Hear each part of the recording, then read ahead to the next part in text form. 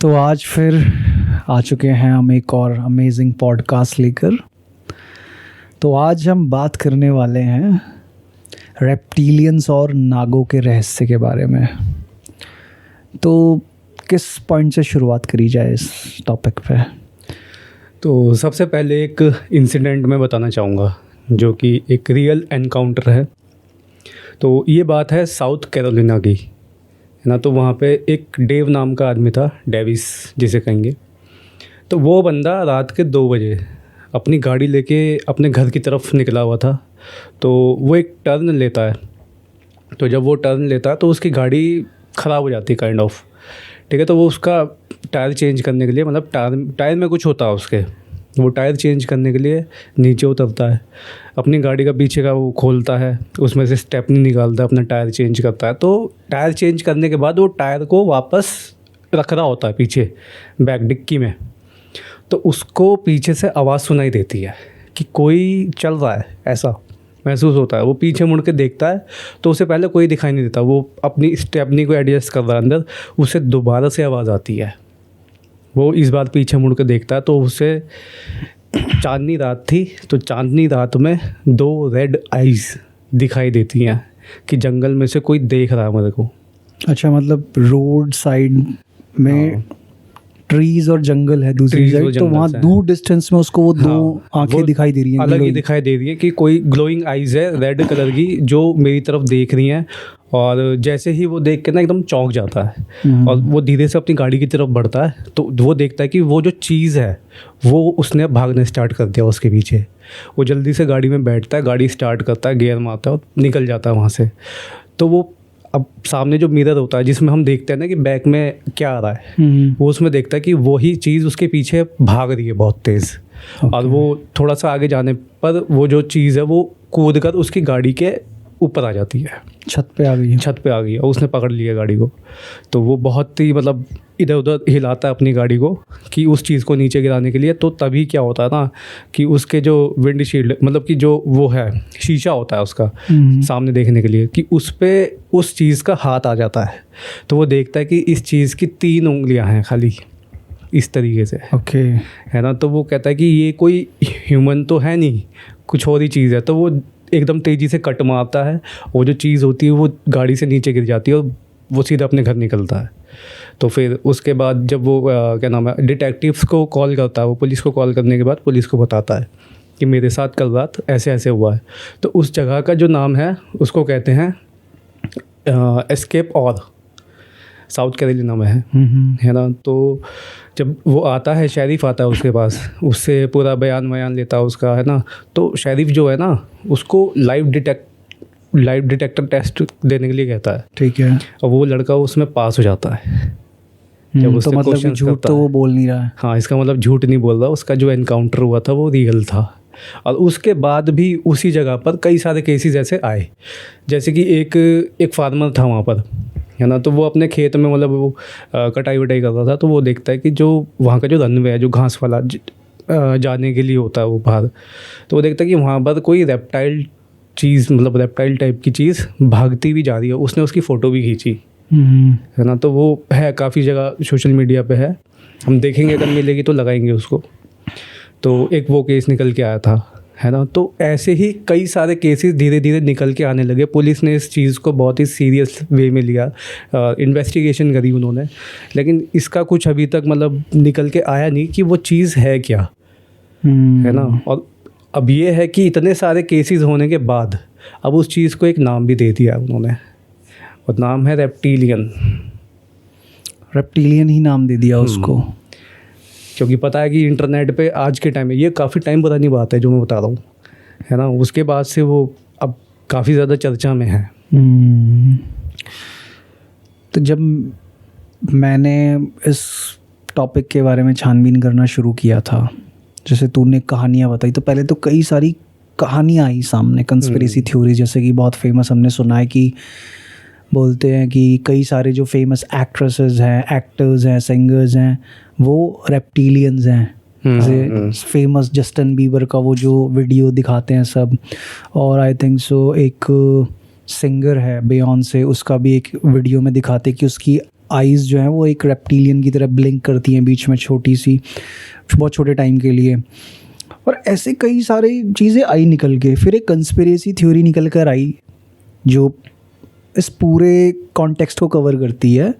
उसमें ये कहते हैं कि जैसे बोला जाता है ना कि एक सीक्रेट सोसाइटी है, इल्यूमिनाटी जैसे कहते हैं, कि वो इस पूरी दुनिया को चला रही है। पर रेप्टिलियन कंस्पिरेसी थ्योरी ये कहती है कि इल्यूमिनाटी XYZ इन सब से भी ऊपर एक ऐसी अलग रेस है, ह्यूमंस वगैरह नहीं, प्रॉपर एक अलग एलियन रेस है जो रेप्टिलियंस हैं, हमारे प्लैनेट से नहीं है वो लोग, किसी और प्लैनेट से आए हैं यहाँ पे, और वो ह्यूमंस को काबू में करके रखना चाहते हैं। तो अब मैंने थोड़ा फिर और गहराई में जाने की कोशिश करी कि आखिर इन्हें ह्यूमंस को काबू क्यों करना है, ठीक है, पर्पस क्या है, हमें काबू में रख के होगा क्या।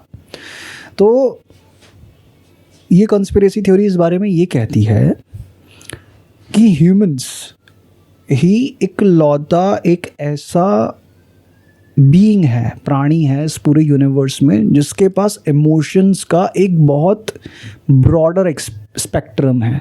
कि ह्यूमंस जो हैं खुश भी फील करते हैं, दुखी भी फील करते हैं, अलग अलग इमोशंस फील कर सकते हैं ह्यूमन बींग्स, क्योंकि उनके पास एक मतलब कॉन्शियस ब्रेन है, ठीक है। तो उनको उस कॉन्शियस ब्रेन के थ्रू ना जानबूझकर मैनिपुलेट किया जा सकता है। जैसे हम किसी एक डॉग को एक पिक्चर दिखाएंगे और उस पिक्चर में कोई डॉग दूसरे डॉग को मार रहा हो, तो कुत्ते को उसको देख के कुछ फील होगा नहीं ना, लेकिन अगर इंसानों को सेम वही चीज़ दिखाई जाए उस इमेज को, तो उनको एक इमोशन फील होगा, चाहे वो दुख का इमोशन हो, गुस्से का इमोशन हो, ये चीज़। तो उस रेप्टिलियन रेस को फलने फूलने के लिए ज़रूरत है उस ह्यूमन इमोशन एनर्जी की। और वो जो सबसे ज़्यादा क्या कहते हैं, जो इमोशन पसंद करते हैं एनर्जी के लिए, वो है फियर का इमोशन, गुस्से का इमोशन। बेसिकली नेगेटिविटी से जो इमोशन डेवलप होते हैं ना, उनको उस इमोशनल स्पेक्ट्रम की एनर्जी बहुत पसंद है। तो इसलिए वो चाहते हैं कि ह्यूमन बीइंग्स को ज़्यादा से ज़्यादा डर के माहौल में रख कर मैनिपुलेट करा जाए, उन्हें कंट्रोल करा जाए, और जिससे कि हम उनकी उस निकलने वाली इमोशनल एनर्जी से अपने आप को फीड कर सके, है ना।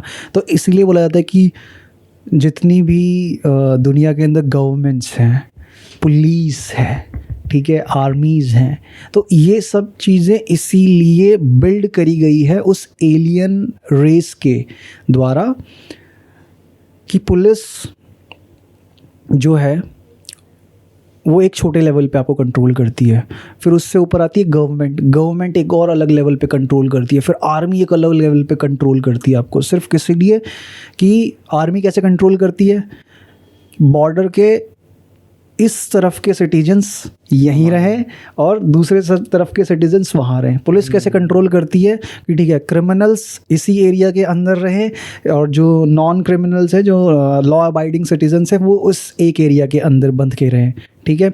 मीडिया किस तरीके से कंट्रोल करती है हमको, जो मूवीज़ के थ्रू, कि ठीक है हम ये मूवी दिखाएंगे तो लोग इसको देख के ये फील करेंगे, इनको ये मूवीज़ दिखाई जाएगी तो ये फील करेंगे। एक क्रिमिनल मूवी दिखाएंगे हम तो ये फील किया जाएगा।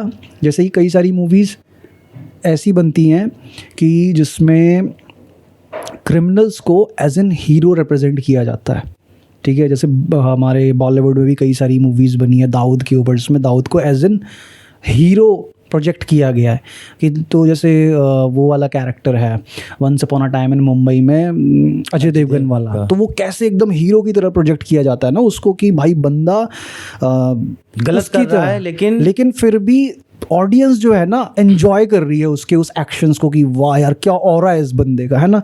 तो वो कैसे मैनिपुलेट कर रहा है कि 100 में से 2 ह्यूमन बींग्स भी अगर ऐसे मिल गए ना कि जो इस एनर्जी से रिलेट करके मैनिपुलेट हो गए, तो ये भी आगे जाके केओस फैलाएंगे सोसाइटी के अंदर, और केओस फैलेगा तो उस केओस से जनरेट होने वाली जो नेगेटिव इमोशनल एनर्जी है उस पे वो रेप्टिलियन रेस फीड करेगी। तो प्रॉपर कॉन्सेप्ट ये है। कि वो ह्यूमंस उनका फूड सोर्स है, ठीक है। तो वो इसलिए हमको कंट्रोल करना चाहते हैं कि दुनिया में कुछ भी अच्छा बुरा होना उनके हिसाब से चलेगा और ह्यूमंस जो है सब उनके हिसाब से चलेंगे। अब ये थ्योरी निकल के आती कहाँ से है, दी किसने ये थ्योरी? एक बेहद फेमस कंस्पिरेसी थ्योरिस्ट हुआ, अभी भी है वो, उसका नाम है डेविड आइक। जानता हूँ, है ना? देखा है उसको, हाँ, वीडियो वगैरह फोटोज में देखा है। उस बंदे ने ये मतलब एक तरीके से पहले भी थी ये कंस्पिरेसी थ्योरी, लेकिन जो करा ना कि फेमस मेन स्ट्रीम, डेविड आइक ने कर दिया इस कंस्पिरेसी थ्योरी को। तो डेविड आइक क्या था? पहले एक वो नॉर्मल फुटबॉलर था, मतलब जैसे अपने इंग्लैंड की नेशनल टीम वगैरह में फुटबॉल वगैरह खेली उसने। फिर उसके बाद उसको चोट वोट लग गई तो वो ब्रॉडकास्टर बन गया। तो वो जो फुटबॉल गेम्स होते थे टेलीविज़न पे आके उनकी कमेंट्री वगैरह ये सब ब्रॉडकास्टिंग करता था। फिर उसके बाद वो एक जर्नलिस्ट बना। उसके बाद अपनी इंग्लैंड की कोई एक लोकल पॉलिटिकल पार्टी थी उसको ज्वाइन करा उसने। उसके बाद एक समय पे जाके जब उसने ये सारी चीज़ें छोड़ दी तब उसने जाके एक किताब लिखी। उस किताब का नाम याद नहीं आ रहा मेरे को। डेविड आइक की पहली किताब थी जिसमें उसने कंस्पिरेसी थ्योरी दी थी कि दुनिया में मौजूद जितने भी presidents, prime minister different countries के हैं वो सब रेप्टिलियंस हैं, कोई भी ह्यूमन ही नहीं है उसमें। जैसे उसने फेमसली बोला था कि बिल क्लिंटन जो है वो रेप्टिलियन है, जॉर्ज बुश की जो फैमिली है वो रेप्टिलियन है, इवन की जो क्वीन एलिजाबेथ की जो पूरी लीनिएज है वो कहता है रेप्टिलियंस है। और यहाँ तक कि उसने ये बोला था कि जितने भी वेस्टर्न कंट्रीज़ में ये प्राइम मिनिस्टर और प्रेसिडेंट्स बने हैं उन सब की लीनिएज एक आदमी तक जाती है। उस आदमी का भी नाम मेरे को भी याद नहीं आ रहा, हम लगाएंगे उसको पॉडकास्ट में उसका नाम। तो और इवन यहाँ तक कि जो लोग उसकी बातों को डिबंक करते हैं कि ये बंदा यहाँ पे झूठ बोल रहा है, तो लोगों ने जब उस चीज़ के ऊपर रिसर्च करी तो हाँ, ये साफ साफ पता चलता है कि from George Bush to Barack Obama America के जितने भी प्रेसिडेंट बने हैं और इवन यहाँ तक कि इंग्लैंड में भी जितने प्राइम मिनिस्टर्स रहे हैं वो सारे के सारे जाकर उस एक राजा पे ख़त्म होते हैं। उस एक राजा से वो लीनिएज पूरी निकली है। ये एकदम ट्रूथ है चीज़ें सारी की सारी। तो जब इतनी सारी चीज़ें सामने निकल कर आने लगी और वो बंदा तो पहले तो बहुत मजाक उड़ाया गया, दूसरा उसने अपने आप को ये भी कह दिया था कि मतलब कि मैं भगवान का बेटा हूँ, आई एम जीसस क्राइस्ट करके ऐसे भी कह दिया। तो बहुत उसका मजाक भी उड़ाया गया स्टार्टिंग में। लेकिन उसने कई सारी भविष्यवाणियाँ ऐसी करी हुई थी जो आगे चल के सच भी होने लगी। जैसे कि उसने 9/11 के बारे में भी बोला हुआ था कि ऐसा ऐसा कुछ होगा। और उसने जो अभी हुआ था, लॉकडाउन वगैरह सब लगा था, तो उसने इस चीज़ को लेके भी कई सालों पहले बोल दिया था कि किस तरीके से ह्यूमंस को गिनी पिग की तरह यूज़ किया जाएगा, कि गवर्नमेंट आएगी, वो एक वायरस फैल गया ऐसे बोल देगी और उसके बाद उस मोमेंट पे एक ऐसा केओस क्रिएट किया जाएगा जिस टाइम पे ह्यूमंस खुद बोलेंगे कि हाँ हमको वो चीज़ दो। और उस टाइम पे हर कंट्री का ह्यूमन क्या बोल रहा था, क्या चाहिए हमको? वैक्सीन। हाँ, हमें वैक्सीन दो। और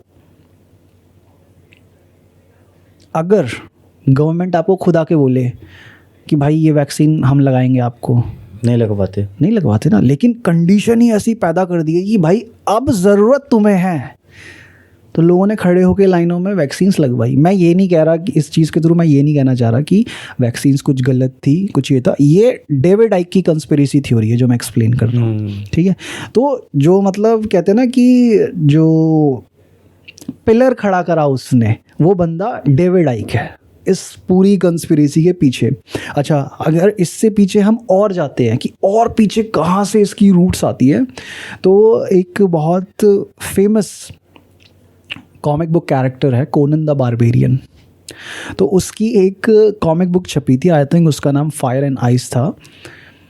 तो सबसे पहले उस कॉमिक बुक के अंदर एक राइटर थे, उन्होंने उस स्टोरी को रचा जिसके अंदर कोनन एक जगह जाता है, वहाँ पे उसको कुछ लोग घेर लेते हैं और उसको कब्ज़ा लेते हैं, और जब वो उनसे छूटने और लड़ने की कोशिश करता है वो अपने असली रूप में आते हैं तब, और तब जब वो असली रूप में आते हैं और उनका रूप जो दिखाई देता है कोनन को कि मैं इनको मतलब ह्यूमन बीइंग सोच रहा था, ये ह्यूमन बीइंग नहीं है, तो उनका पूरा का पूरा जो रूप है वो आज के जो मॉडर्न रेप्टिलियंस पिक्चराइज करे जाते हैं हमारे सामने, वो बिल्कुल सेम उसी की तरह की लिजर्ड जैसी आइज़ और लंबी जीभ है ना, और स्केल्स, ग्रीन स्किन, प्रॉपर एक जो लिजर्ड क्रीचर होता है उसकी तरह। तो ये स्टोरी वहाँ से निकलती कि वहाँ तक जाता है इसका रूट पहले। तो जो मैंने समझा कि किस हद तक ये बात सच हो सकती है ना भाई, अब सोचने पे आया मैं कि यार क्या हो सकता है, क्या ये बात सच हो सकती है। अब ये बात तो हम कई सालों से सुनते हुए आ रहे हैं ना कि एक कोई ऐसी ग्रुप है, सीक्रेट ग्रुप है एक ऐसा लोगों का कि जो उस दुनिया को पर्दे के पीछे से चला रहा है। अब कोई उसको इल्यूमिनाटी बोलता है, कोई बोलता है कि कोई सीक्रेट सोसाइटी है, फ्री मेसन्स हैं, ठीक है कोई कुछ नाम देता है, कोई कुछ नाम देता है। तो क्या पता इस बंदे ने भी सिर्फ इस चीज़ को एक नाम दे दिया होगा, है ना, हो सकता है पॉसिबिलिटी, क्योंकि वो पहले फुटबॉलर था, उसके बाद उसके पैर में चोट लगी, मतलब उसकी फ्रैक्चर हो गया था पैर में, नी बोन उसकी पूरी टूट गई थी। उसके बाद वो फुटबॉल खेल ही नहीं पाया। फिर उसके बाद वो टीवी ब्रॉडकास्टर बन गया, फुटबॉल की कमेंट्री वगैरह करता था। उसका वो काम भी ढंग से नहीं चला, क्योंकि उस किताब को छापने से पहले उस बंदे ने कई सारे प्रोफेशन चेंज करे अपने। लेकिन जब उसने वो किताब छापी और millions and millions of copies बेच दी हैं उसने उस किताब की, और जो सारी किताबें उसने लिखी हैं उसके बाद आज तक, वो बंदा तब से लेके आज तक वही अपनी रेप्टिलियन कंस्पिरेसी थ्योरी के ऊपर टिका हुआ है, और उसी के ऊपर वो बुक्स लिखता रहता है, उसी के ऊपर वो ऐड ऑन करता रहता है, उसी आइडिया को वो और इवॉल्व करता रहता है और ब्रॉड करता रहता है। तो मतलब उसके साथ कुछ ऐसा हुआ कि वो उस चीज़ में इतना इंटरेस्ट ले रहा है, या उसने कुछ ऐसा देखा? उसने एक इंटरव्यू में ये बोला था कि ना वो अपने बच्चे के साथ जिस शहर में वो रहता है, अब ये जितने भी वेस्टर्न कंट्रीज़ है वो सब कोस्टल एरिया के अराउंड ही बसे हुए हैं, ठीक है। तो कह रहा है कि मैं अपने बच्चे के साथ बीच पे घूम रहा था एक दिन और ऐसे ही मुझे ना अपने अंदर से एक कॉलिंग आई कि अंतरात्मा की आवाज़ कहो या कुछ कहो उसको, और वो कहता है कि मैं उस चीज़ को तो गॉड मानता हूँ मैं, और डेविड आइक को इंस्पिरेशन मिला इस चीज़ को ढूंढने का। कह रहा उस दिन मेरे अंदर कुछ ऐसा क्लिक हुआ कि मेरा ये पर्सपेक्टिव डेवलप हो गया दुनिया को देखने का, कि शायद दुनिया में जो मैं देख रहा हूँ इससे भी बढ़कर कुछ और है, इसके अलावा भी और कुछ चल रहा है, कि जिस पैटर्न पे इंसान जी रहे हैं, ये दुनिया जिस पैटर्न पे चल रही है, इस पैटर्न को बनाने वाला है कौन आखिरकार। ये दुनिया ऐसे चल रही है तो क्यों चल रही है, मुझे ये चीज़ फॉलो करनी पड़ रही है तो क्यों फॉलो कर रहा हूँ मैं। उसने क्वेश्चंस किए खुद से ही। हाँ, वो कह रहा है कि उस दिन मेरे को ऐसे हुआ, मैं अपने बच्चे के साथ बीच पे था, हुआ मेरे अंदर कुछ क्लिक ऐसा, और कि मैं रिसर्च करने लगा इस चीज़ के ऊपर, ढूंढने लगा बहुत सारी चीज़ें। फिर उसके साथ एक दो इंसिडेंट्स हुए। वो बोला था कि भाई कि कई बार ऐसा हुआ कि जब मैंने रिसर्च कर रहा था तो कुछ लोगों ने मुझको वार्न करा कि जो कर रहे हो वो बंद कर दो, है ना, कि कई मिस्टीरियस लोग आके मेरे से मिले राह चलते कहीं भी। उन्होंने मेरे को बोला कि जो रास्ता तुम चल रहे हो बहुत हार्ड है, तो इट्स बेटर कि तुम अपने काम से काम रखो। तो कह रहा जब ये चीज़ें होने लगी मेरे साथ, लोग सामने से आगे मेरे को कन्फ्रंट करने लगे उस काम के लिए जो मैं कर रहा था, तो कह रहा कि इस चीज़ के ऊपर फिर मेरा बिलीव और स्ट्रॉन्ग होता चला गया कि ज़रूर कोई ऐसा रहस्य है जो इंसानों से छुपाया जा रहा है, और कुछ तो ऐसी चीज़ है जो अगर अनकवर कर दी जाए तो रियल पावर ह्यूमंस के हाथ में आ जाएगी। उसका कहना यह है कि ह्यूमंस के हाथ में कोई रियल पावर है ही नहीं। सपोज दैट कि कोई आके अगर हमें एक थप्पड़ मार दे, ठीक है, हम इन रिटर्न उसको भी एक थप्पड़ मार दें, अब वो उसके बाद सीधा पुलिस के पास चले जाए, तो what will happen next? Police jail में डालेगी, पुलिस पकड़ लेगी आपको, ठीक है। अब पुलिस ने पकड़ लिया, अब फिर एक लाइन ऑफ लॉ है कि ठीक है भाई, अब ये होगा, अब ये होगा, अब ये होगा, और क्या लगा कि फिर वो लॉ भी फेयर नहीं है। सपोज दैट कि मैं जो कह रहा हूँ उस मेरी कही हुई बात को प्रूव करने के लिए भी मुझे इतनी सारी चीज़ें प्रोड्यूस करनी पड़ेगी, तब मेरी बात जाके सच मानी जाएगी। मैं काफ़ी नहीं हूँ, तो ये मतलब मेरा सच सच है ये डिसाइड करने के लिए मुझे इतनी सारी चीज़ें प्रोड्यूस करनी पड़ती हैं। और फिर दूसरी चीज़ ये है कि इस सिस्टम को डिज़ाइन करने वाला है कौन? ये सिस्टम हर एक इंसान पे एक तरीके से अप्लाई हो कैसे सकता है जब सारे इंसान ही अलग अलग है? सबका बिहेवियर अलग है, सबका दिमाग अलग है, सबकी सोचने की क्षमता अलग है, सबकी स्किल्स अलग है। फिर उसके बाद कहता है कि ठीक है, अगर मैं कुछ गलत करता हूँ एज अ सिटीज़न, कोई एक्स सिटीज़न है, ठीक है, वो किसी लॉ को नहीं मानता है या उससे कुछ गलत होता है, उसको देखने के लिए तो लॉ है, लेकिन अगर लॉ खुद कुछ गलत करे तो लॉ को देखने के लिए कौन है?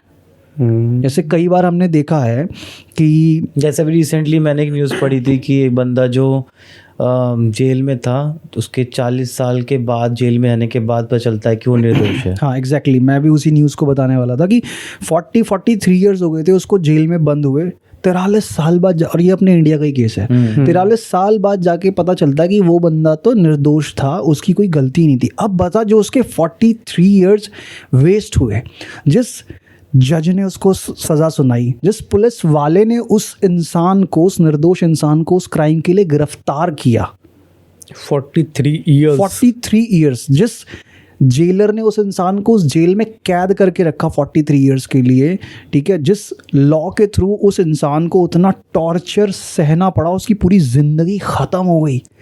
अब बताओ, आधी जिंदगी निकल गई, आधी से ज़्यादा बची ही नहीं ना, अब बूढ़ा हो गया बेचारा यार। 60 साल की एज में, 60 साल नहीं, 60-65 डेट में आई थिंक 80 हाँ, के आसपास, 80 ईयर्स के आसपास है वो। हाँ, तो आधी जिंदगी निकल गई है, खत्म ही हो गई जिंदगी, खत्म ही हो गई, खत्म ही हो गई ना। 83 ईयर्स ऑफ एज में वो क्या करेगा आप? खत्म ही हो गई है ना, जिंदगी उसकी पूरी खत्म हो गई। अब सोच, जिस जज ने उसको वो गलत सजा सुनाई, क्या उसके ऊपर कार्रवाई होगी?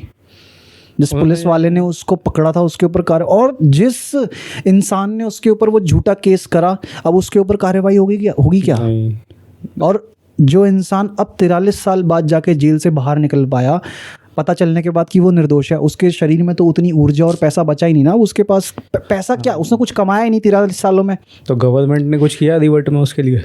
कुछ नहीं यार, कुछ भी नहीं, नथिंग। रिहा कर दिया, बहुत बड़ी बात है उनके लिए। आपको बाइज्जत बरी किया जाता है। तो सोचना कि जिस कानून ने एक इंसान को कैद करके रखा, मतलब एक निर्दोष इंसान को कैद करके रखा, किडनैप करके रखा, मैं तो कहूँगा एक जेल के अंदर, उस लॉ को सज़ा देने वाला कौन है? लॉ तो हमें सज़ा दे रहा है, लेकिन उस लॉ को कौन सज़ा देगा? हाँ, जब उनसे गलती हो तो उनको कौन सज़ा देगा?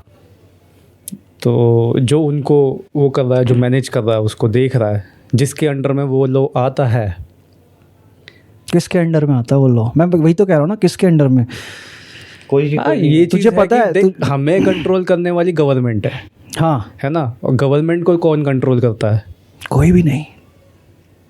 क्योंकि ऐसा तो हो नहीं सकता ना कि ये सिस्टम बिना कंट्रोलेबल, मतलब इतना बड़ा है प्लेनेट, इतनी जनता है, इतना सब कुछ है, तो बिना कंट्रोल के तो सब ऐसे इजीली नहीं हो पाएगा ना। तो डेविड आइक की जो कंस्पिरेसी थ्योरी है रेप्टिलियंस की, वो यही तो कहती है कि ह्यूमंस सिर्फ पावर सोर्स है, सिर्फ खाना है उस रेप्टिलियन रेस का जो इस पूरी दुनिया को कंट्रोल कर रही है।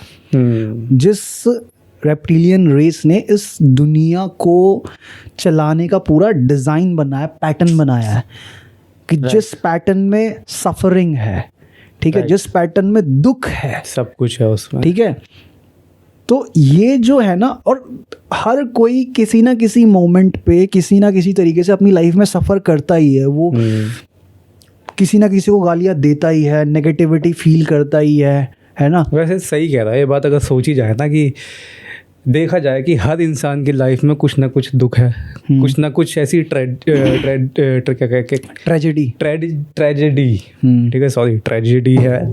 तो मतलब हर कोई इंसान ऐसे जूझ रहा है उन चीज़ों से। एग्जैक्टली है ना, कोई भी किसी की भी लाइफ ऐसे स्टेबल नहीं चल रही है। अब नहीं, जैसे मैंने एक क्वेश्चन किया था कि भाई, और मेरे को बहुत टाइम से लगता है ये चीज़ कि मेरा दिमाग थोड़ा चलता है इस टाइप से कि हमेशा मतलब ऐसा बोला जाता है कि फास्ट फूड मत खाना, वो अनहेल्दी है, ठीक है। अगर तुम्हें अच्छा बॉडी बनाना है तो तुम्हें जिम करना है, ठीक है। अगर तुम्हें लाइफ में सक्सेस पाना है तो तुम्हें हार्ड वर्क करना है। तो मैं समटाइम्स मेरे दिमाग में भी आता था कि ये हर चीज़ ऐसे क्यों है, मतलब कि हार्ड वर्क है, वो क्या नाम है, मेहनत है, या जो भी चीज़ है, इससे क्यों कनेक्ट है सारी चीज़ें। कि अगर तुम्हें हेल्दी रहना है तो तुम्हें मतलब टेस्टलेस खाना खाना पड़ेगा, ठीक है। तुम्हें हेल्दी रहना है तो तुम्हें एक्सरसाइज करनी पड़ेगी, मेहनत करनी पड़ेगी।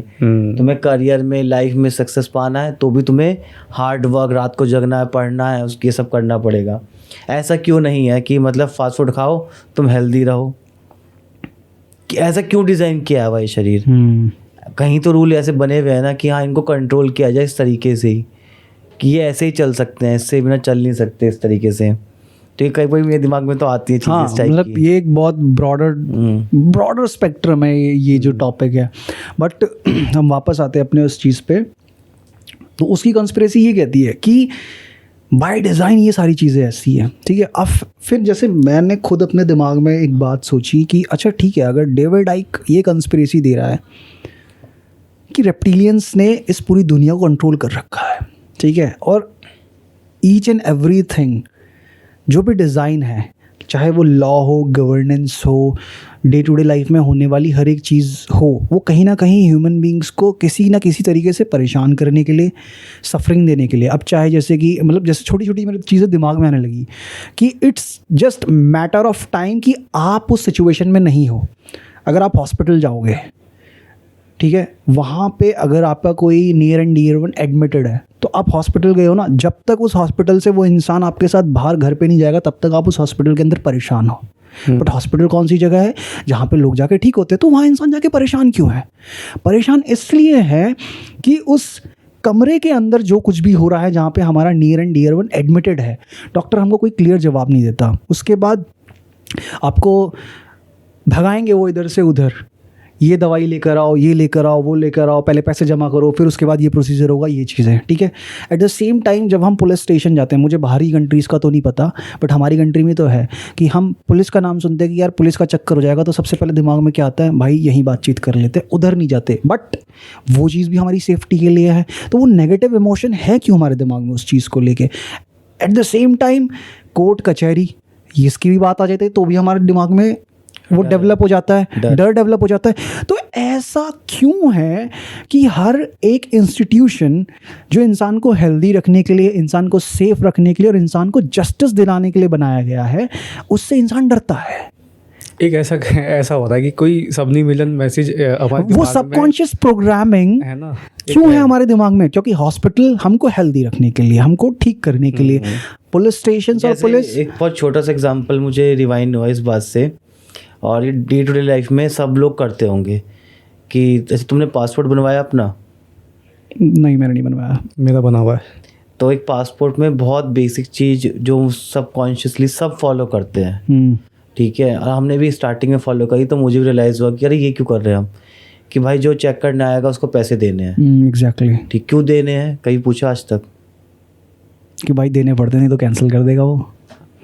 अधिकतर लोग तो ये सोचते हैं कि शायद यही हमें देने ही है, मतलब ये उनकी सैलरी है काइंड ऑफ, कि पासपोर्ट तभी बनेगा हमें देने हैं। आज ज़्यादा लोगों को पता नहीं कि वो रिश्वत दे रहे हैं। हाँ हाँ, वो सबकॉन्शियसली इतना फीड कर दिया, वो फीड है। तो मैंने वही सोचा कि सबकॉन्शियसली हमारे दिमाग में एक नेगेटिव इमोशंस है इन इंस्टीट्यूशंस को लेके, कि भाई कभी हम ऐसे भी कहते हैं ना कि भाई कभी ऐसा दिन ना आए तो मैं हॉस्पिटल या कोर्ट कचहरी का मुंह देखना पड़े। 3-4 चीज़ें बोलते हैं, है ना।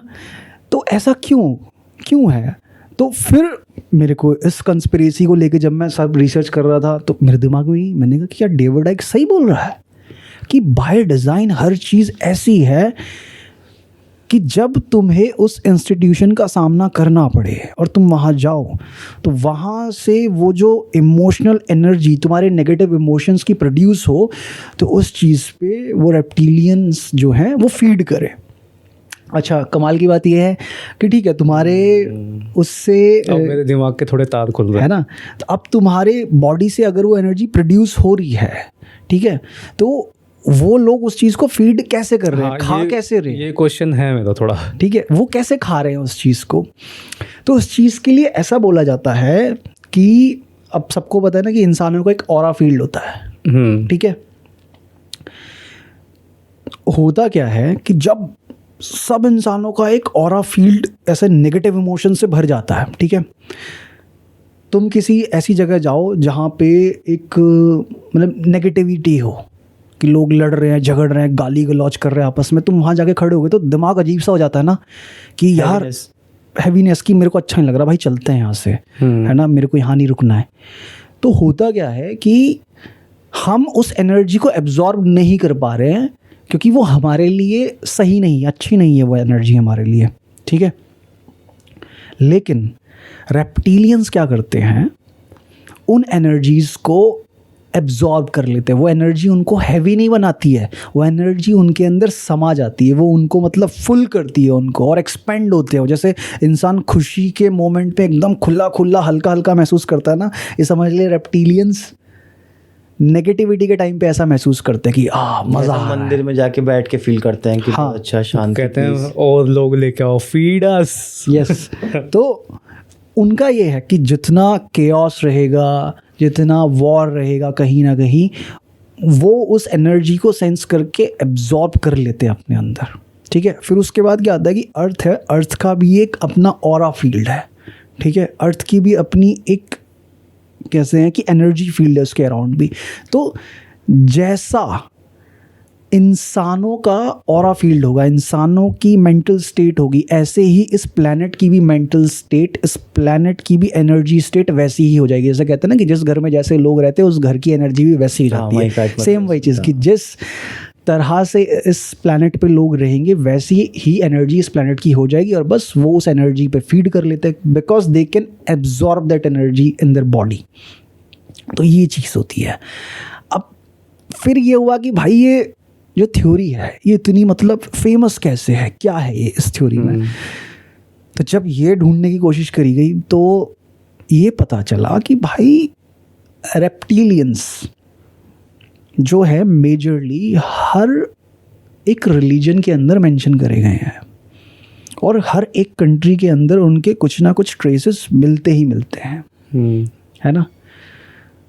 अब ट्रेसेस मिलने से फिर मेरे दिमाग में सबसे बहुत बहुत बढ़िया जो सवाल उछला कि यार रेप्टिलियंस का मतलब रेप्टाइल्स होता है बेसिकली। रेप्टिलियंस का मतलब अब डेविड आइक कहता है लिजर्ड पीपल, वो सीधा बात करता है, ठीक है। मतलब ये एक स्पीशीज है काइंड ऑफ। हाँ, रेप्टाइल्स में सब आ जाते हैं ना फिर। हाँ, रेप्टाइल्स मतलब जितने भी रेंगने वाले जीव जंतु हैं वो रेप्टाइल्स हैं। अब डेविड आइक उन रेप्टाइल्स को रेफर करता है सीधा फॉर लिजर्ड पीपल, उसका लिए रेप्टाइल्स का मतलब है लिजर्ड पीपल। तो फिर मैंने जब मेरे दिमाग में वो चीज़ स्ट्राइक करी, फिर मैंने कहा कि अच्छा ठीक है, डेविड आइक की कंस्पिरेसी थ्योरी को हम बिल्कुल थोड़ा सा अभी साइड फेंकते हैं इसको। जब मैंने थोड़ा यही सोचा रेप्टाइल्स, और मेरे दिमाग में सीधा का सीधा जो पॉइंट स्ट्राइक करा वो था नागलोक, क्योंकि सांप भी रेप्टाइल्स होते हैं। रेप्टाइल्स है। फिर नागलोक से आया, मैंने कहा कि यार हमारी इंडियन हिस्ट्री में और जो हमारे धर्म ग्रंथ हैं उनके अंदर तो नाग और सर्प, इन दोनों के बारे में बहुत बहुत कुछ लिखा हुआ है यार। फिर उसके बाद जो मैंने खोजना शुरू करा और जो तार जुड़े उसके बाद फिर तो मेरे ऐसा दिमाग खुला ना, मैंने कहा कि ठीक है यार, डेविड आइक जो बोल रहा है उसकी कंस्पिरेसी थ्योरी एक छोटी सी थ्योरी जैसी लगने लगी मुझे।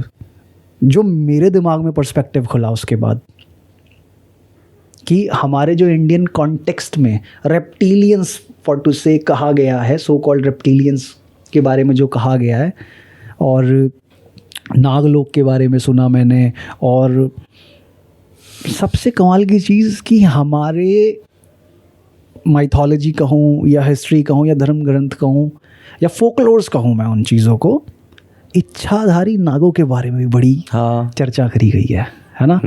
और रेप्टिलियंस जो रेस बोली जाती है उनको शेप शिफ्टर्स बोला जाता है। हाँ ये जो कंस्पिरेसी थ्योरी वाले हैं वो भी इस बात को कहते हैं कि रेप्टिलियंस जो हैं वो शेप शिफ्ट कर सकते हैं, और हाँ, इच्छाधारी वो तो नाग नागिन, हाँ वही वो तूने स्टार्टिंग में बताया ना कि सेलिब्रिटीज़ हैं, हाँ। काइंड ऑफ ऐसा होता ना कि वो शिफ्टिंग वाले हैं वो। हाँ, तो ये तो सूट बैठता उस पर ये चीज़। बिल्कुल भाई। तो उन्होंने ये किया हुआ है ना, जैसे मैंने बोला कि एक बड़ा ग्रुप है जो पर्दे के पीछे से बहुत कुछ कंट्रोल कर रहा है, और होता है ना कि एक कंपनी का मेन बॉस है, फिर उसका एक मेन मैनेजमेंट है, फिर मैनेजमेंट ने छोटे छोटे छोटे छोटे अपने बाशिंदे छोड़े हुए हैं नॉर्मल एम्प्लॉयज़ के ऊपर, ठीक है। तो कह रहा कि ये एक सिस्टम है, ये बोला ये एक सिस्टम है कि जैसे बहुत बड़ी एक म्यूज़िक इंडस्ट्री है, ठीक है। अब म्यूज़िक इंडस्ट्री के अंदर जिस तरीके के गाने बनेंगे, ठीक है ना, तो उन चीज़ों को गवर्न करने वाला एक मेन बंदा होना चाहिए ना, ठीक है भाई। मैं हूँ यहाँ का गुंडा और जो मैं कहूँगा वो होगी, उस तरीके के गाने बनाए जाएंगे, ठीक है। और फिर जो इंसान उस चीज़ को नहीं मानता है, उस चीज़ से कंप्लाई नहीं करता है, फिर उसको कॉन्सिक्वेंसेस झेलने पड़ते हैं, उसको मौके नहीं दिए जाते, उसका करियर पूरा तबाह कर दिया जाता है। फिर क्या होता है, उसके अंदर वही नेगेटिव इमोशंस डेवलप होते हैं और उसकी पूरी एनर्जी सक करी जाती है, उससे फीड किया जाता है। और इवन यहाँ तक कि जो सिंगर्स एक्टर्स बहुत सक्सेसफुल हो जाते हैं, तो कितने तुमने केसेस सुने होंगे कि कोई शराबी बन जाता है, कोई नशेड़ी बन जाता है, कोई इतनी बुरी आदतें पाल लेता है, तो क्या वो भी एट लास्ट उसी क्या कहते हैं इमोशनल स्पेक्ट्रम में फंस जाता है जो एनर्जी उनको पसंद है। किसी का जेंडर चेंज हो जाता है, जो भी कहो यार, ठीक है। किसी का मेंटल स्टेट खराब हो जाता है, डिप्रेशन में आ जाता है, कोई टॉप के एक्टर्स हैं, ठीक है, कोई डिप्रेशन में आ जाता है। तो वही है कि at the top of pinnacle पहुंचने के बाद भी उन लोगों की भी स्टेट कहीं ना कहीं जाके वही हो जाती है। तो सिंपल वही है कि एक पिंजरा ही है, चाहे वो लोहे का हो चाहे वो सोने का हो, ठीक है। तो वही है कि सोने के पिंजरे में रहने वाला इंसान भी वैसा ही फील करने लगता है, वही negative spectrum of emotions feel करता है एक मोमेंट के बाद, जैसा एक नॉर्मल पिंजरे में रहने वाला इंसान। मतलब सब है, वो है, सब बाउंडेशन है सबके पास। मैनिपुलेशन भी तो बहुत है इस चीज़ में। एग्जैक्टली। तो अच्छा चलो अब अपने इंडियन कॉन्टेक्स्ट के बारे में बात करते हैं, नागों के रहस्य और सर्पलोक की दुनिया के बारे में बात करते हैं। मैं एक चीज़ और चाहता हूँ कि एक मैनिपुलेशन के ऊपर एक डिस्कशन हुआ था, तो उसमें इंसानों को कैसे मैनिपुलेट किया जाता है, चाहे वो होर्डिंग्स हो, चाहे वो डिफरेंट एड्स हो, कि इंसान को पता भी नहीं होता, वो उसके अराउंड वो सब चीज़ें कर रहा होता अनइंटेंशनली, उसको लगता है मैं सब कुछ सोच समझ के कर रहा हूँ। तो उसके ऊपर जो तुमने जो थ्योरी बताई थी मुझे, मैं चाहता कि एक बार वो भी एक्सप्लेन करते साथ साथ मैनिपुलेशन थ्योरी। क्या वो तो तूने मूवी बताई थी, वो एक मूवी है बहुत फेमस, पिछले पॉडकास्ट में मैं बता चुका हूँ अपने, दे लिव करके, THEY दे LIVE लिव। तो दे लिव करके एक मूवी आई, बहुत टाइम बाद जाके वो कहते हैं ना कल्ट क्लासिक बन गई। उस मूवी में यही दिखाया गया है कि एक शहर है, उसके अंदर एक इंसान नौकरी करने के लिए आता है बाहर, और शहर भी है लॉस एंजल्स, जहाँ पे हॉलीवुड इंडस्ट्री बसती है, ठीक है। लॉस एंजल्स से मेरे को एक चीज़ और याद आई है, अभी बताऊंगा बात में। तो उसके अंदर यही दिखाया गया है कि एक नॉर्मल इंसान होता है, उसको उसके हाथ किसी तरीके से कुछ स्पेशल गॉगल्स लग जाते हैं, जिनको पहनते ही वो रेप्टिलियंस को उनके असली रूप में देख पाता है, जिन्होंने इंसानों का रूप रखा हुआ है। तो जैसे ही वो ये देख लेता है, वो अपने दोस्त को भी वो गॉगल्स पहनाता है, और दोनों मिलके इस चीज़ के बारे में खोजबीन शुरू करते हैं। और जब वो निकलते हैं बाहरी दुनिया में, तो देखते हैं कि जो बड़े बड़े होर्डिंग्स हैं, पोस्टर्स हैं, जैसे सपोज दैट कि वो एक वैकेशन का पोस्टर देखते हैं, हनीमून वैकेशन का, और जैसे ही वो गॉगल्स पहन के उस पोस्टर को देखते हैं, उसके ऊपर लिखा होता है रिप्रोड्यूस, कि बंदा हनीमून पे जाएगा तो क्या करेगा, और उस करने वाली चीज़ के बाद बच्चे पैदा होंगे।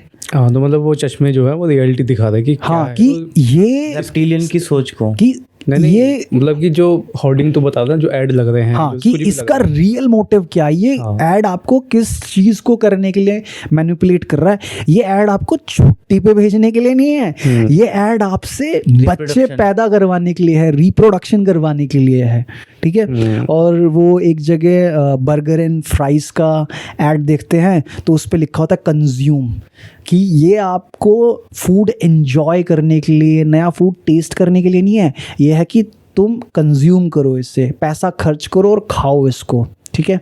और एक जगह पे वो देखते हैं कि एक ना काइंड ऑफ मैसेज लिखा होता है कि walk on footpaths beside the yellow line, ऐसे करके कुछ लिखा होता है, और हॉन्क बिफोर यू मूव, ऐसे करके कुछ लिखा होता है। जब वो चश्मा पहन के उसको देखते हैं तो वहाँ लिखा होता है ओबे। इसका मतलब है कि ये लॉ है, इसको मानना है, ओबे। तो जब वो देखते हैं कि यार मतलब जो भी हम एडवर्टाइजमेंट देख रहे हैं ये हमको कुछ ना कुछ करने के लिए फोर्स कर रहे हैं, तो मतलब हमारा कोई कंट्रोल नहीं। और वो एट द सेम टाइम देख रहा है कि जहाँ रिप्रोड्यूस लिखा हुआ है तो उस ऑफिस के अंदर दो कपल्स जा रहे हैं और वहाँ से टिकट्स लेके बाहर निकल रहे हैं, गाड़ी में बैठ के जा रहे हैं घूमने के लिए, और देखते हैं वहाँ एक रेप्टिलियन बैठा हुआ है, पैसे गिन रहा है और हंस रहा है करके। ऐसे ही बर्गर शॉप में है, वहाँ पे लोग हैं, तो वो देख रहा है कि लोग ना मतलब जिस तरीके से खा रहे हैं और वो उधर पैसा गिन रहा है, जो काउंटर के दूसरी तरफ बैठा हुआ है बंदा, और वो भी रेप्टिलियन हंस रहा है। तो वो समझ जाता है कि मतलब इंसान जो है एक तरीके की मशीन है इन रेप्टिलियंस के लिए, जो सिर्फ और सिर्फ कंजम्पशन के लिए बना हुआ है, और उस कंजम्पशन के थ्रू सिर्फ और सिर्फ हम ये बड़े बड़े बिजनेसेस जो हैं, बड़ी बड़ी कंपनीज, जायंट्स जो हैं, इनको फीड कर रहे हैं बस। तो ये चीज़ है कि एडवर्टाइजमेंट्स, होर्डिंग्स, जो भी आप 50% ऑफ बाय नाउ देखते हैं, वो सब यही है, आपको ये फोर्स करने के लिए, मैनिपुलेट करने के लिए कि खरीदो, पैसा खर्च करो। क्योंकि तभी ये पैटर्न काम कर पाएगा जब आप चलते रहोगे। जिस मोमेंट पे, जैसे कि होता है ना कि अगर इस चीज़ को मैं थोड़ा सा और बढ़ाऊँ आगे, जब मैंने सोचा कि अच्छा ठीक है यार, फिर अगर सब कुछ इतना परफेक्टली डिज़ाइन है, हमको एक पर्टिकुलर सिस्टम में बांधने के लिए रेप्टिलियंस के द्वारा, तो फिर स्पिरिचुअलिटी, साधु, संत, महात्मा, ये जितने भी एनलाइटेंड बीइंग्स हैं, ये सब कहाँ फिट होते हैं इस पिक्चर में? क्योंकि रेप्टिलियंस की कॉन्स्पिरेसी थ्योरी के हिसाब से तो पूरी की पूरी दुनिया उन्होंने कंट्रोल कर रखी है। तो ये गॉड का जो कॉन्सेप्ट है, भगवान, अध्यात्म, और ये जितने भी एनलाइटेंड बीइंग्स हैं, इनका कॉन्सेप्ट कहाँ फिट होता है? तो मेरे दिमाग में फिर जो बात आई, वो बात ये आई कि ओके ठीक है, अगर हम स्पिरिचुअलिटी के पाथ पर चलते हैं तो वो पाथ आसान है क्या? तो सबसे पहला जवाब ये आया कि उस पाथ पे चलने के लिए आपको क्या प्राइस पे करना पड़ता है? It's sacrifice. सबसे बड़ी चीज़, मतलब आजकल के माहौल में जहाँ पे इंसान को एक छोटी से छोटी चीज़ के साथ इतना अटैचमेंट हो जाता है, जहाँ पे लोगों के हाथ से फ़ोन 1 मिनट के लिए नहीं छूटता है, वो बात आपसे क्या कहते हैं, आपसे डिमांड करता है एक तरीके से कि आप सब कुछ छोड़ दो अपना। मतलब कि सबसे पहला स्टेप ही इतना हार्ड स्टेप है, और उसके बाद फिर आपको अकेले रहना है। एक ऐसी दुनिया जहाँ पे इंसान फेक रिलेशनशिप्स बिल्ड करते हैं ताकि वो सोसाइटी में फिट इन हो सके और उनको अकेला रहना ना पड़े, वो आपसे डिमांड करता है कि आप को अकेले रहना है। You have to be in solitude. फिर वो आपसे डिमांड करता है स्पिरिचुअलिटी का पाथ कि आपको ध्यान करना है। एक ऐसी दुनिया जहाँ पे एक नॉर्मल ह्यूमन बीइंग हर एक सेकंड में रील स्क्रॉल करके हर एक सेकंड कुछ ना कुछ कंज्यूम कर रहा है, वो उसको आंखें बंद करके सिर्फ शांत बैठना है। It's very hard. और फिर लास्ट में जाके जो एनलाइटेंड बीइंग्स हैं और जो स्पिरिचुअलिटी के पाथ पे चल रहे हैं, उन लोगों को क्या मिलता है? फ्रीडम। तो मतलब कि जो वो पिक्चर है ना पूरी स्पिरिचुअलिटी की, वो आपको लास्ट में फ्रीडम देती है इस पूरे डिज़ाइन से जो ह्यूमन बीइंग्स को बांध के कंटेन करने के लिए बना हुआ है। वो आपको इस पूरे डिज़ाइन से फ्रीडम देती है, बट आपको बहुत एक हार्ड रास्ता चलना पड़ता है वहाँ के लिए। ट्रू, जैसे कि मुझे एक ऐसा भी लगता है कि जो ये स्पिरिचुअलिटी के लोग होते हैं, ये चाहे धर्म गुरु हो या कोई भी हो, अगर ये कुछ सही बात इनकी मतलब क्लिप्स भी आती हैं या वीडियोस आती हैं, तो मुझे समटाइम्स ऐसे लगता है कि कहीं ना कहीं इनको है ना गलत बताने के लिए इनके ऊपर नेगेटिव वीडियोस बन जाते हैं। हाँ, जिससे कि लोग ये रास्ता ना फॉलो करें, इन्हें बेवकूफ़ बता देते हैं एक तरीके से। बहुत लोगों के साथ होता है। तो चलो अपने जो नागलोक और सर्प जो लोग हैं उस पे वापस आते हैं। जैसे पॉडकास्ट शुरू होने से पहले तूने बोला था कि एक राजस्थान की बहुत अमेजिंग कहानी थी इसी चीज़ से जुड़ी हुई, वो सुनाने वाला था तू। हाँ, मतलब काफ़ी साल पहले, आई थिंक ये 70-80s के आसपास की कहानी है ये। तो वहाँ पे राजस्थान के पास अलवर करके एक जगह है, वहाँ पे एक जंगल है, वहाँ पे 3 दोस्त जाते हैं, ठीक है। उन 3 दोस्त को है ना वहाँ पे एक गुफा थी, उनको पता चला कि यहाँ पे एक गुफा वगैरह है, वहाँ पे जाके एक्सप्लोर करेंगे। और वहाँ पे उन लोगों को बोला गया कि भाई यहाँ पे जाना मत, यहाँ पे ये सही जगह नहीं है। उस गांव के लोगों ने बोला था उन तीनों लड़कों को, लेकिन उनको ये लगा कि चलिए एक्सप्लोर करेंगे, देखेंगे जाकर क्या है क्या नहीं है। वो तीनों चले जाते हैं, ठीक है। जाने के बाद उनको जैसे ही उस गुफा के पास पहुँचते हैं रात को, तो उनको वहाँ पे है ना जितना अंदर वो जा रहे होते हैं उतना ही उनको चेंजेस महसूस होते हैं कि उनको मतलब एक हीट वेव सी महसूस हो रही होती है वहाँ पे, ठीक है। ऐसे जितने नियर बाय जाते हैं उतना वो हीटनेस है ना, उनकी जो गर्मी थी उस गुफा के अंदर वो बढ़ती जाती है, ठीक है। फिर उनको कुछ स्मेल सी भी आने लगती है।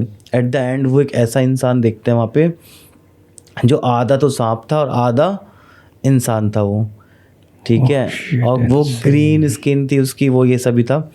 लेकिन वो देखते ही ना तीनों के तीनों शॉक्ड हो जाते हैं, ओके, कि मतलब ये क्या है और इसलिए आने मना कर रहे थे क्या ये लोग वगैरह, ऐसे करके। तो एक ऐसी स्टेज होती है जिसमें इंसान हिल नहीं पाता, फ्रीज हो जाता है, ठीक है। तो उनमें से उनको एक फ्रेंड वहाँ पे फ्रीज भी हुआ था।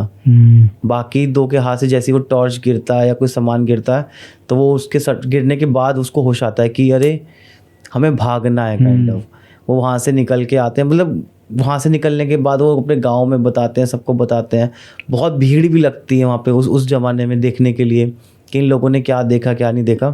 वहाँ पहुँचते हैं सारे के सारे लोग, ठीक है। वो गुफा भी वही है, सब कुछ वही है, लेकिन वो चीज़ वहाँ पे कभी उनको दिखाई नहीं दी, ना पूरे गाँव को कभी दिखाई दी वो जो चीज़। हाँ, जो चीज़ थी।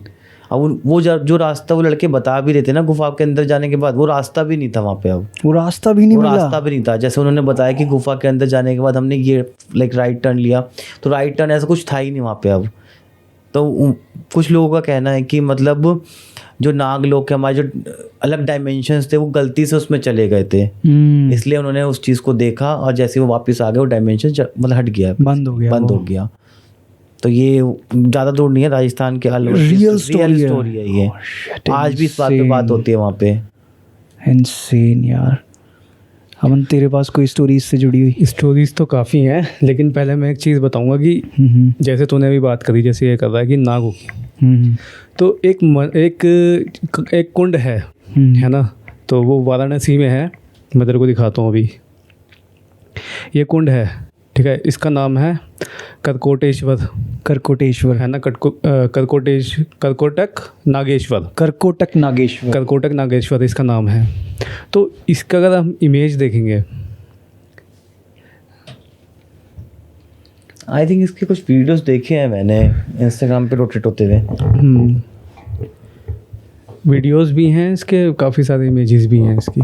तो इसमें क्या है ना, इसमें बोलते हैं एक कुंड है, ये जो राउंड है। हाँ, ये नहीं, कुंड तो अलग है, देखिए रहा, ये मिल गया पूरा। ओके, ये है वो। हाँ, ये है एग्जैक्ट, यही है, ठीक है। यहाँ पे पानी भरा होता है और वो पानी ऐसा कहते हैं कुएं में से आता है, या तो मतलब जो ये सर्कुलर कुआं है नीचे, ये कुआं है, हाँ, इसके अंदर से पानी इसके अंदर से आता है और यहाँ पूरा भरा रहता है, ये बावड़ी टाइप का, ठीक है ना।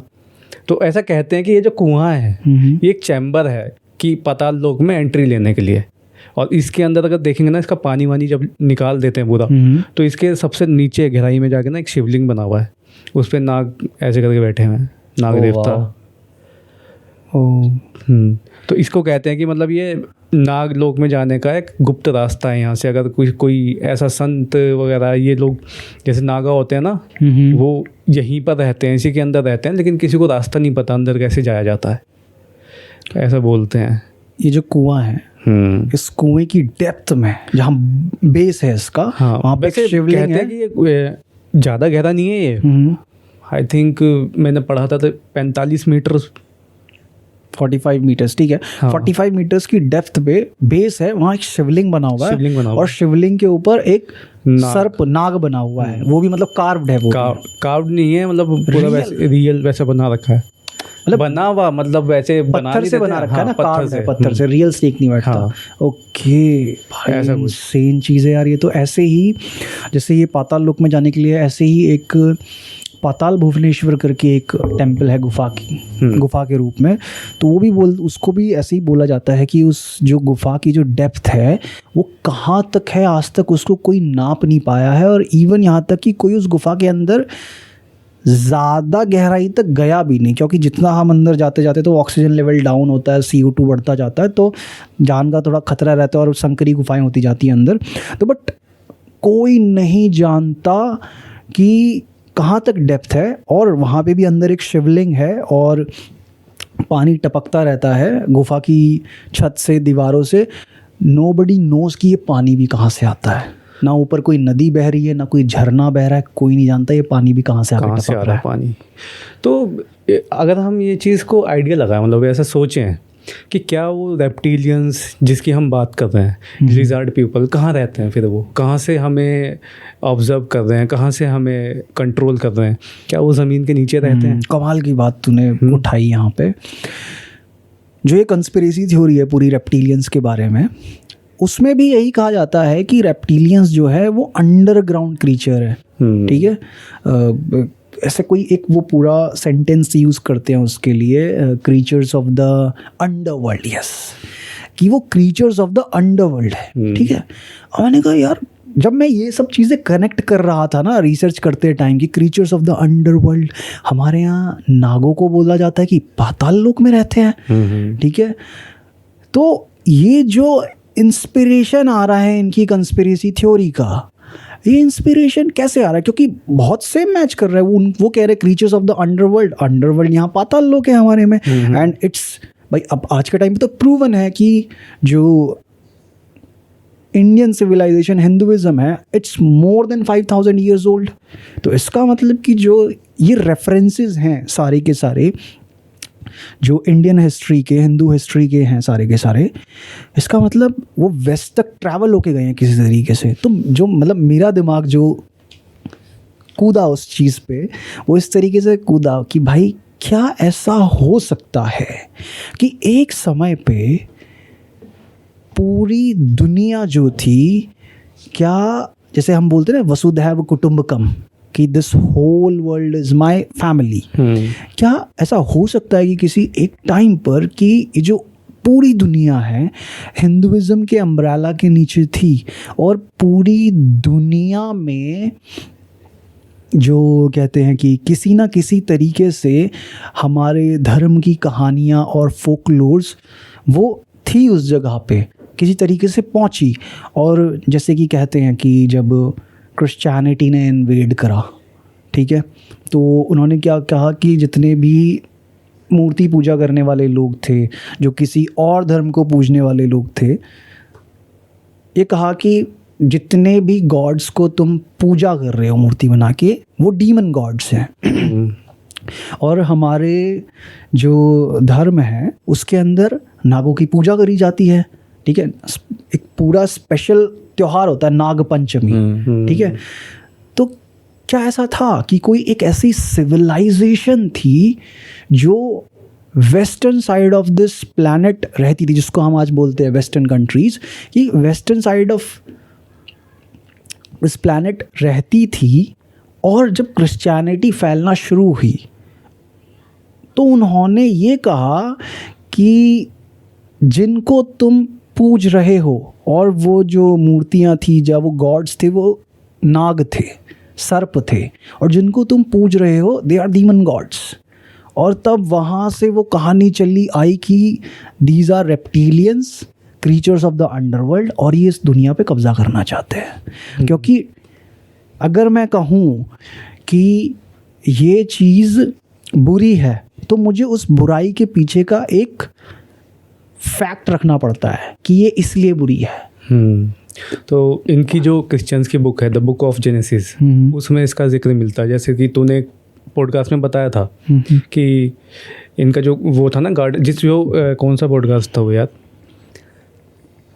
अभी हमने करा है ये, क्या नाम है, उसमें तूने उसकी बात बताई थी, बुक ऑफ इनॉक, एनकी अनुनाकी वाला पॉडकास्ट हमारा। तो उसमें तूने बताया था कि ईडन गार्डन था कुछ। हाँ, ईडन गार्डन था। तो उसमें वो रहते थे एडम एंड ईव, और उसको जो है फल दिया था एक स्नेक ने, है ना, और फिर गॉड ने उन दोनों को उस गार्डन से निकाल दिया, और उसके बाद उस सांप को भी उन्होंने सजा दी। और वो मैं देख रहा था इमेजेस, तो वो सांप जो है वो सांप नहीं था, वो सांप ऐसा था कि ह्यूमनाइड टाइप का, कि मतलब सिर उसका सांप का है, बाकी उसकी बॉडी ह्यूमन वाली है। तो वो अपनी बातों से उसको एडम को खिलाता है, ईव को खिलाता है। तो ईव को वो मैनिपुलेट कर रहा था उसको, वो सेब खाने के लिए। और जब गॉड को पता चला तो उन्होंने उसको गार्डन से निकाल दिया। और सांप को भी बहुत जो है वो ह्यूमनाइड, उसको इतना तेज जमीन पर फेंका कि वो जमीन फटी और वो जमीन के अंदर समा गया, अंदर चला गया। इसलिए बोलते हैं क्रीचर ऑफ द अंडरवर्ल्ड। और सेम हमारे यहाँ पाताल लोक का ये इसी नंबर रहते पाताल लोक में, बट हमारे यहाँ स्टोरी ये नहीं है ना कि भगवान ने उसको सजा दी। ठीक है, वहाँ क्रिश्चियनिटी ये प्रपोज करती है स्टोरी की, भगवान ने उसको सजा दी है, इसलिए वो क्रीचर जो है डेमोनिक है, आप उसकी पूजा नहीं कर सकते। और एक थ्योरी ये भी है कि आज से करीबन 5000 साल पहले कि मीटियोराइट्स की बारिश हुई थी। तो जो ये रहते थे सर्प जो हैं, या ये इनको कह ले लिजर्ड पीपल, ये पहले ऊपर रहते थे। तो उसके बाद ये लोग नीचे चले गए, है ना। तो एक बंदा है जी वॉरेन शेफील्ड नाम का, इसने एक मशीन बनाई थी, एक्सरे मशीन, जो कि ज़मीन के नीचे बताती है कि गुफा है या नहीं है। तो इसने जब एक छानबीन करना शुरू करा, ये वैसे तो वो है गोल्ड माइनर है ये, कि मतलब ऐसी चीज़ों का ही पता लगाता है। ठीक है। तो इसे पता चला कि लॉस एंजलिस के नीचे एक काफ़ी बड़ा मतलब गुफाओं का ना जाल फैला हुआ है। मैं तो ये दिखाता हूँ, ये इसका नक्शा है,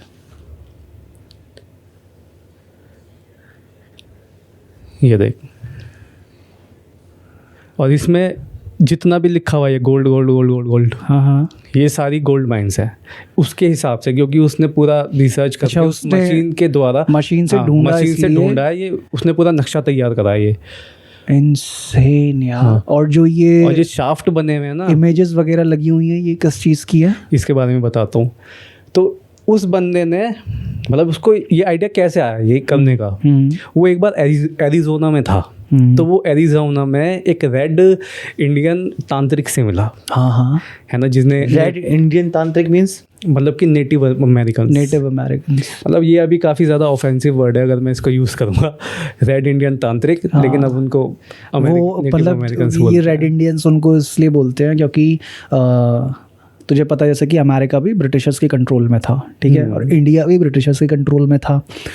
तो जब ब्रिटिशर्स अमेरिका पहुँचे, ठीक है, कोलंबस ने जब ढूंढा अमेरिका, और जब पहुँचे, कोलंबस नहीं ढूंढा ना अमेरिका, हाँ ठीक है, कोलंबस ने अमेरिका ढूंढा, और जब ब्रिटिशर्स हम तक पहले पहुँच गए थे, कोलंबस पहले अमेरिका ढूंढने निकला था, पर वो पहले पहुँचा इंडिया गलती से, फिर बाद में वो अमेरिका पहुँचा। जब वो पहुँचे और उन्होंने वहाँ के नेटिव लोगों को देखा तो हमारा और उनका स्किन कलर सेम था, ठीक है, तो हमको इंडियंस बोलते थे, ठीक है। और जो ऑक्सफोर्ड डिक्शनरी है उसके हिसाब से इंडियन वर्ड का जो मतलब है वो है कि लेस सिविलाइज्ड, चोर, और ऐसे मतलब बहुत डिमीनिंग, मतलब बहुत ही अजीब से वर्ड है वो। डिमीनिंग मतलब है कि मतलब बेइज्जत करने वाला शब्द है। जैसे कि आज के टाइम में मैं इडियट बोलूँ किसी को तो इट्स इक्विवेलेंट टू से इंडियन एट दैट टाइम, ठीक है। तो उन्होंने इनका नाम रेड इंडियंस रख दिया।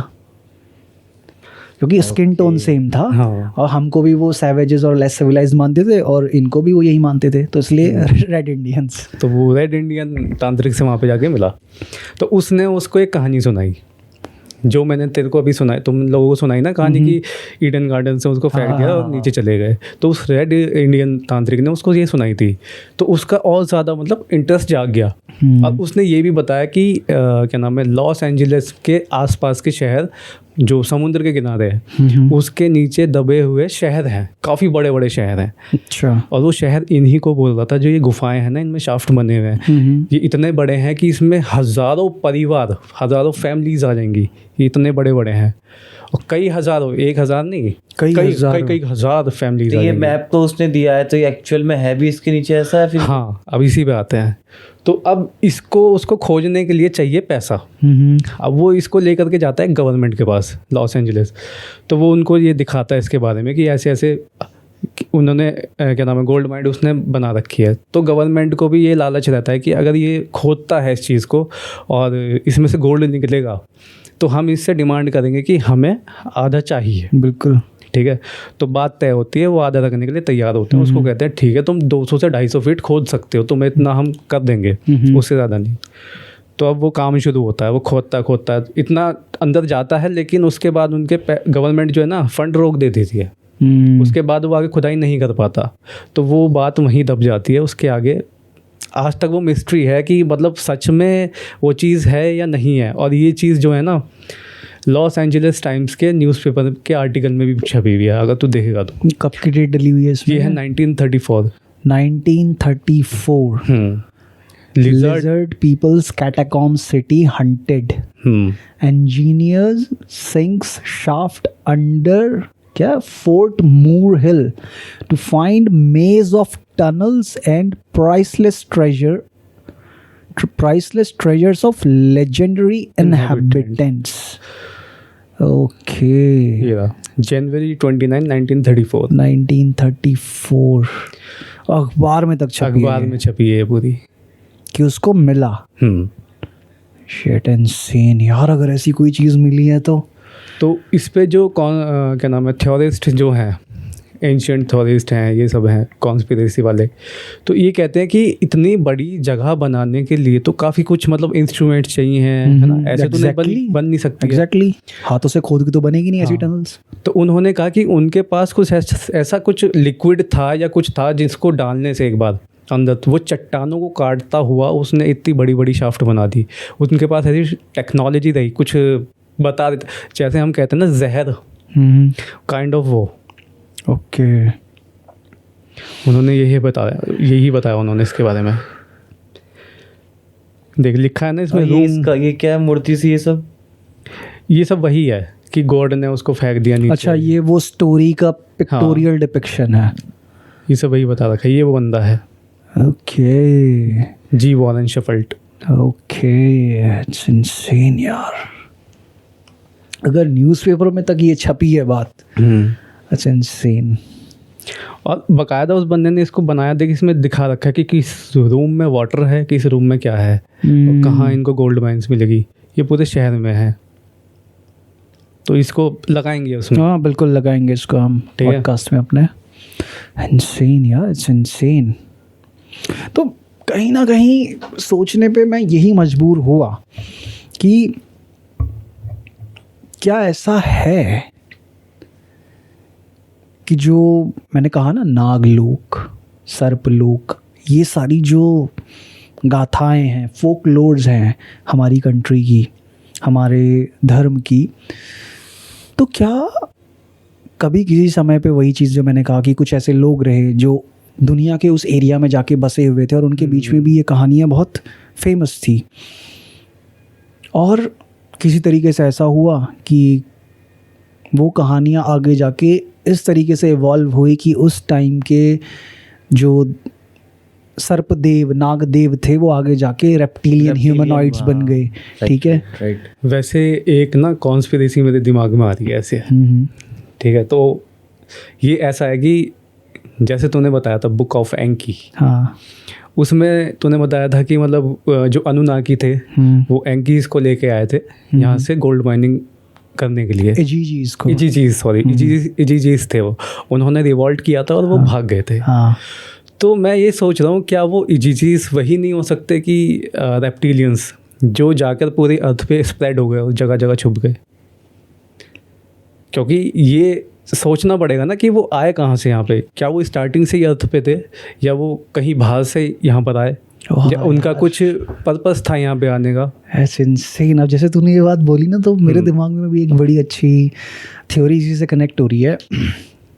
जैसे कि उस पॉडकास्ट में हमने ये डिस्कस किया था कि ह्यूमैनिटी जो है वो इस प्लैनेट पे जो आज का ह्यूमन बीइंग है, मॉडर्न ह्यूमन बीइंग है, वो ऐसे इवोल्यूशन के थ्रू डेवलप नहीं हुआ है, ठीक है? क्योंकि मतलब इवन जो साइंटिस्ट हैं, एवोल्यूशनरी साइंटिस्ट हैं, वो भी इस थ्योरी को प्रपोज करते हैं और मानते हैं कि हाँ, ओपन टू डिस्कशंस हैं कि जो टाइम पीरियड है, ठीक है, जिस टाइम पीरियड पे माना जाता है कि ह्यूमन बीइंग एप से इवॉल्व होके आज का मॉडर्न ह्यूमन बीइंग बना है, और जो साइकिल ऑफ इवोल्यूशन है वो मैच नहीं करती। इट्स लाइक ये बोलना कि एक पका हुआ सेब एक दिन में पक गया, लेकिन सेब को पकने के लिए लेट्स से 15 दिन का टाइम लगता है। हाँ। लेकिन एवोल्यूशन की थ्योरी ये कह रही है कि ये सेब जो है ना, बीज से सेब एक दिन में हो गया, बट नहीं। ये टाइम और रिजल्ट आपस में मैच नहीं कर रहे हैं। तो एवोल्यूशन की थ्योरी जो है वो यहीं पे थोड़ा सा ना ड्रॉबैक में रह जाती है या जस्टिफाई नहीं कर पाती अपनी स्पीड और जो उसने रिजल्ट प्रोड्यूस करा और जो टाइम लिया उसने, क्योंकि उस टाइम का एप आज भी एप है। हाँ। लेकिन मॉडर्न ह्यूमन बीइंग किसी एप से जनरेट होके बन गए, है ना? नहीं, ये तो सूट नहीं करता। बाकी जो जानवरों के अंदर स्पीड ऑफ एवोल्यूशन है वो एक अलग स्पीड से चल रहा है, लेकिन ह्यूमन बीइंग्स के अंदर का एवोल्यूशन बहुत फास्ट हो गया और वो जस्टिफाई नहीं हो रहा। वो टाइम फ्रेम जो है ना वो मैच नहीं होता। हाँ, वैसे ऐसा कहते नहीं है कि मतलब कि डायनासोर्स इवॉल्व होके आज के चिड़िया वगैरह ये सब बन गए हैं। वो तो डेवोल्यूशन हुआ है। वो डेवोल्यूशन हुआ है, वो तो उस टाइम पे डायनासोर्स थे, अब छोटे बन गए। हो सकता है।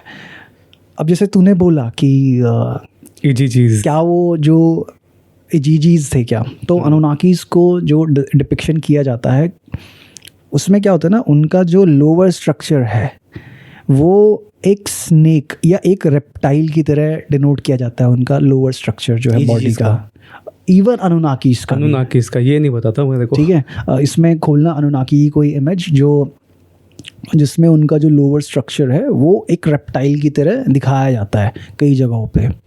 और जैसे अमन ने बोला कि क्या पता इजीजीज भी रेप्टिलियंस हों और जिनको इस प्लैनेट पे लाया गया हो, है ना? और इसमें है कुछ अनुनाकीज, इसमें अभी दिखाई नहीं देते हैं। वो है इमेजेस मैंने भी देखी हैं, वो काइंड ऑफ स्नेक स्ट्रक्चर। ये तो थॉट है। हाँ, देख ये इमेज भी मैंने देखी थी एक जगह। देख रहा है इसको? हाँ, ये लिखा तो है ह्यूमनॉइड विकी अनुनाकी ह्यूमन। देख रहा है इसका स्ट्रक्चर? ठीक है, ह्यूमनॉइड प्रॉपर, ठीक है ना, एक लिजर्ड टाइप फेस है प्रॉपर, है ना? नीचे वो ब्लैक एंड वाइट इमेज है, वो क्लियर है बहुत ज़्यादा। ठीक है, ये देखो ये चीज़ें, ठीक है, एक proper reptilian type of structure. तो जैसा मैंने बोला था कि कंस्पिरेसी जो है अनुनाकी वाली, ये कहती है कि अनुनाकीज ने अपने जीन्स के साथ उस समय के एप्स जो थे उनका जीन मिला के जेनेटिक एडिटिंग के थ्रू आज के मॉडर्न ह्यूमन बीइंग की नींव रखी थी उन्होंने। ठीक है, फिर उस एप और अनुनाकी जीन्स के मिक्सचर के थ्रू जो ह्यूमन बीइंग पैदा हुए वही इवॉल्व होके आज के मॉडर्न ह्यूमन बीइंग हम जो हैं वो बने। और तुम्हें पढ़ा हो तुमने कभी साइंस की बुक में, तो बोला भी जाता है कि इंसानों के अंदर एक रेप्टिलियन ब्रेन है। पढ़ा है, देखा भी है उसमें जब मैं रिसर्च कर रहा था। हाँ, इंसानों के अंदर भी एक रेप्टिलियन ब्रेन है जो, और एक मंकी ब्रेन भी है। हाँ, है ना? सही कह रहा है। साइंस बोलती है ना इस बात को कि इंसानों के ब्रेन के अंदर एक रेप्टिलियन ब्रेन भी है और एक मंकी ब्रेन भी है। रेप्टिलियन ब्रेन जो है वो हमारे फ्लाइट, फाइट और फियर को शायद कंट्रोल करता है। इसमें सर्च करना, reptilian brain controls which emotion of human body.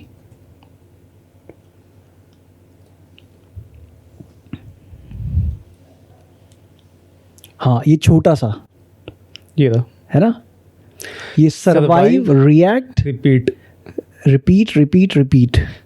मतलब ये क्या करता है, ये सर्वाइवल के लिए बेसिकली, किस तरीके से आपको सर्वाइव करना है, किस तरीके से आपको अपना बचाव करने की जो इन्फॉर्मेशन है वो ये ब्रेन कंट्रोल करता है। हाँ, मतलब ऐसा कहते हैं जो कॉन्स्पिरेसी थ्योरिस्ट है ना, वो ऐसा कहते हैं कि ये जो हिस्सा है, हाँ, इसको हमें स्टडी करना चाहिए, क्योंकि हमारे जो इमोशंस हैं ना, ज़्यादातर क्या, ऑलमोस्ट वो इसी ही वो हिस्से से यहाँ से कंट्रोल होते हैं, यहाँ से कंट्रोल होते हैं वो। ठीक है, यानी कि हमें अगर किसी से लड़ना है तो वो ये चीज़ यहीं स्ट्राइक करेगी, यहाँ से कंट्रोल हो। यही ये ब्रेन का ये हिस्सा रेप्टिलियन ब्रेन कंट्रोल करेगा। और मंकी ब्रेन जो है ना इंसान का, दैट ड्राइव्स क्यूरियोसिटी, कि वो क्यूरियस है, उसको अलग अलग चीज़ें देखना, जानना, इन्वेस्टिगेट करना ये पसंद है।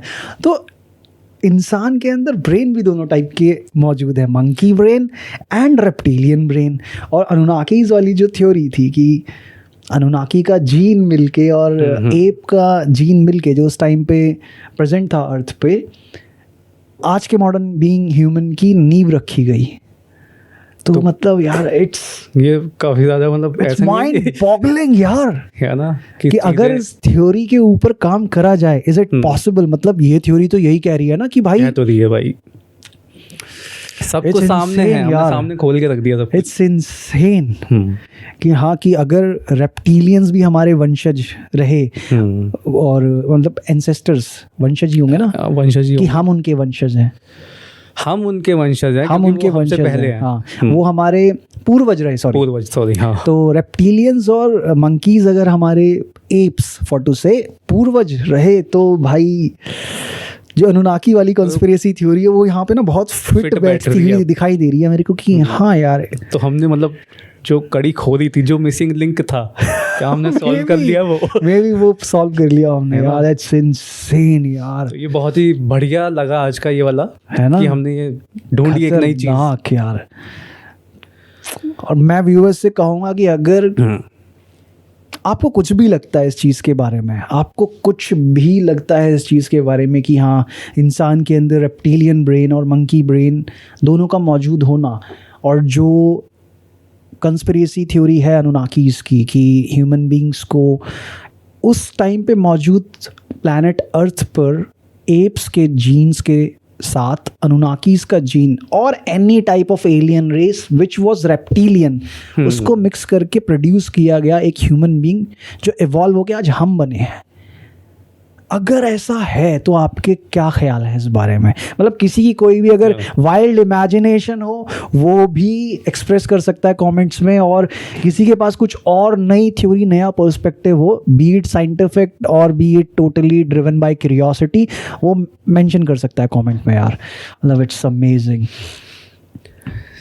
इट्स रियली अमेजिंग यार। आज का पॉडकास्ट बहुत गजब था। मिलते हैं अगले हफ्ते एक और अमेजिंग पॉडकास्ट के साथ, तब तक के लिए बाय बाय।